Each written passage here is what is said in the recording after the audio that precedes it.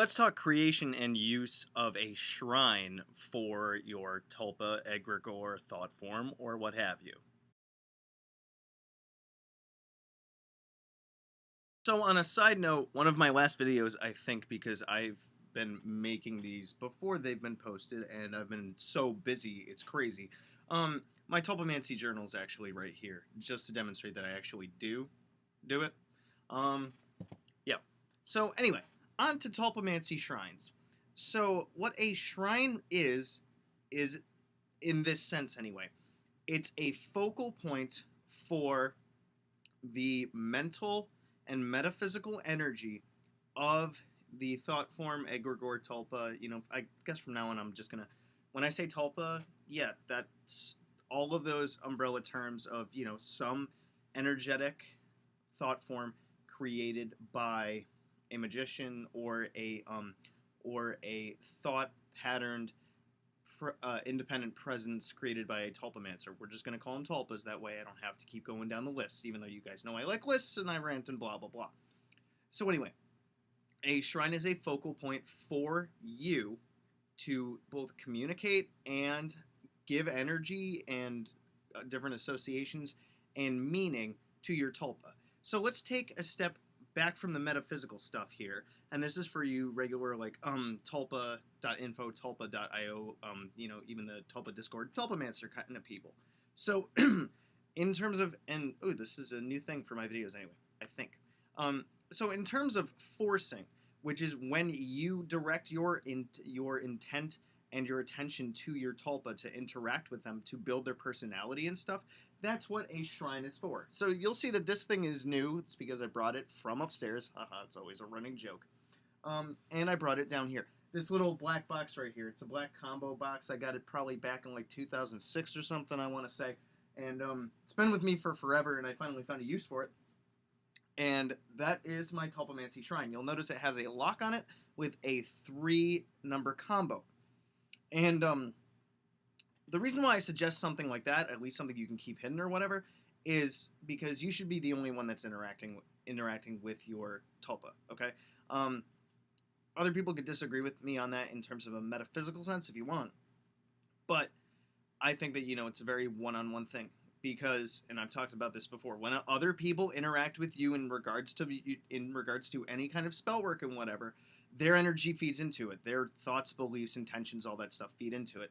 So you creating a tulpa for a specific purpose should only be you and your doing. Does that make sense? Let me know in the comments. So anyway, now let's see. What do I have in here? And then maybe I'll explain why. Okay. So, and things I have to make other videos about. So I have a block of lapis, which actually I should show in some later video. Yeah, hey Reese. Which I got as a donation when I went down to the 3 Days of Light Festival and I actually taught a class on the Necronomicon. It was an old lady, and she was like, I only give one free thing away a day, and this is it. It's like a giant block of lapis. It's awesome. And I did that because not only is it significant to Sumer, but I think, if I remember my associations right and stuff, it's about like higher order thinking and stuff. Clarify that in the comments, or if you have any other things that you want to add about what the metaphysical properties of lapis are. But I really like that rock. Yeah. Then I have a picture of my tulpa's depiction of what they look like. I have a sigil scroll, which has a sigil, a ruling astrological sign, I think an elemental sign, and also 2 sigils from the Necronomicon spellbook that basically it all gives flavor and energy to it. And let's see, what else do I have in there? I have 2 candles in there because there's a little bit of a visualization trick you can do with those 2 candles. I have a couple of other different items that are very significant to me, and they hold a lot of personal energy. So why do I have all that stuff in there? Not only, essentially it's all of those, well, let's see, the sigil scroll, in creating that, it's, just like any other sigils, it's a translation to the subconscious. It's a programming of energy for a specific purpose. So, like I said, the sigil scroll at the very middle has my tulpa's sigil on it, which I created from the name, and along with other ruling aspects to give energy to it. And then my other significant items in there, they activate certain things in my subconscious and whatnot. It's very, very valuable stuff that I've collected over the years that mean a lot of things to me allegorically, which give a kind of they feed a specific type of energy into the tulpa, is what I'm trying to communicate. And I actually just threw something else in there earlier today when I was cleaning my car out. But so I think you guys can get an idea of what to put in a Tulpamancy shrine, right? Anything that represents different qualities that you want your tulpa to have. So when you are spending time in like working with the shrine and interacting with your tulpa, those are like subconsciously feeding into the energy that you are putting into your tulpa, right? So I think I might have trailed. Well, yeah, let's get back to forcing and stuff a little bit.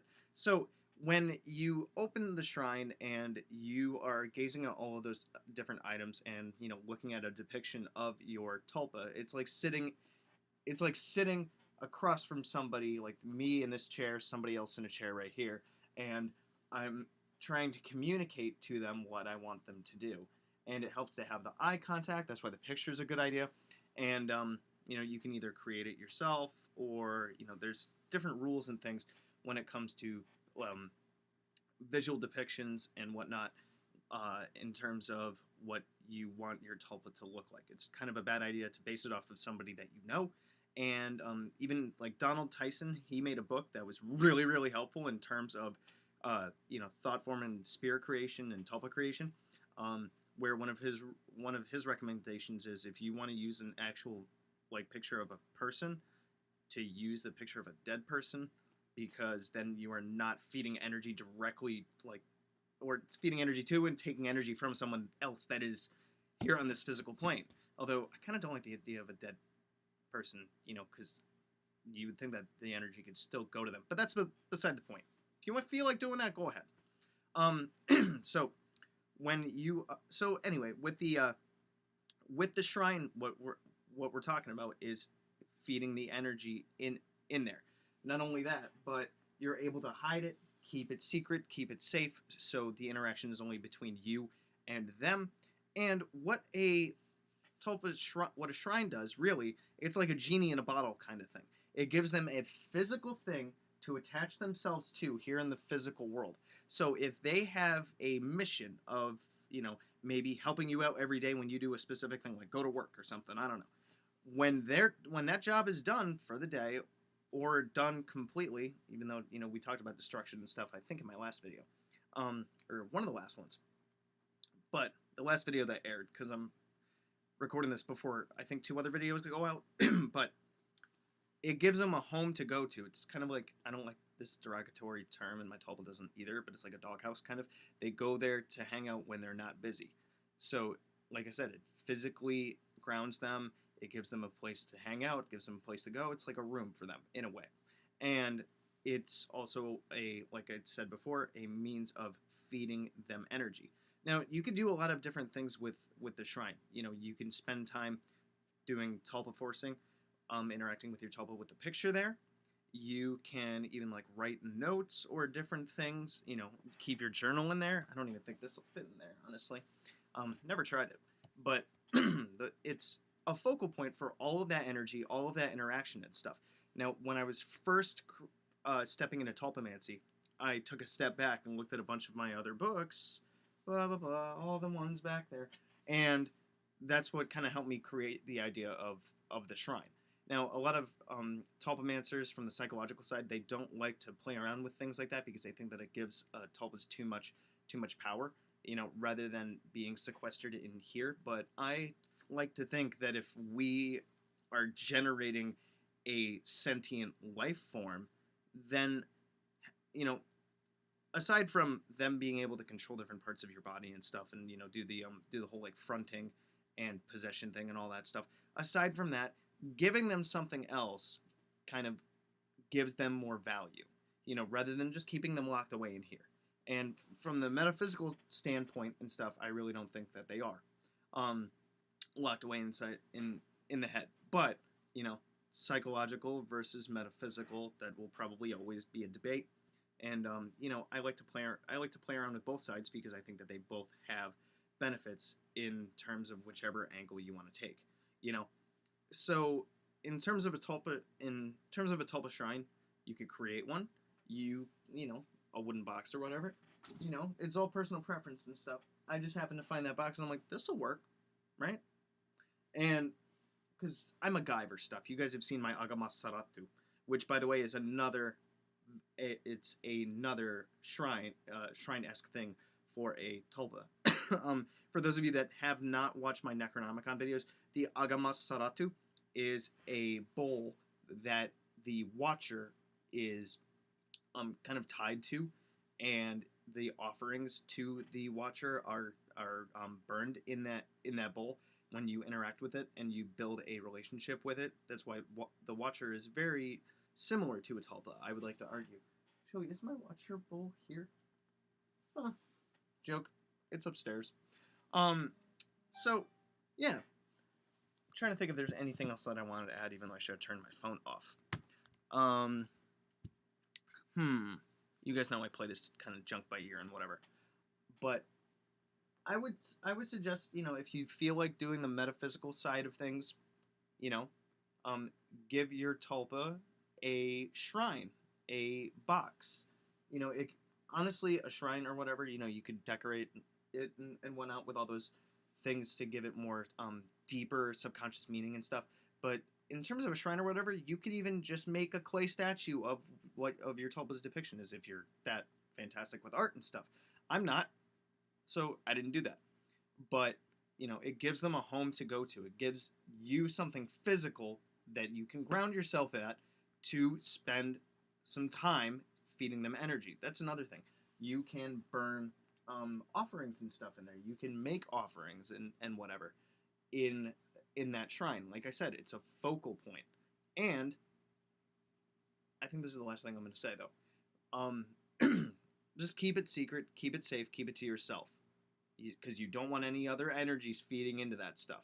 That's why I'm kind of happy it has a little lock combo on it and whatnot, because you know, I don't care what you think. I don't care like how open-minded your friends are or whatever, but don't muddle the energies and whatnot. You know, tulpas, egregores, all that stuff, thought forms. See, I did the list thing again. They are very easily influenced by other people's energy, especially if done in a improper manner, or even more effectively in a proper manner, or vice versa. Either way, bad idea.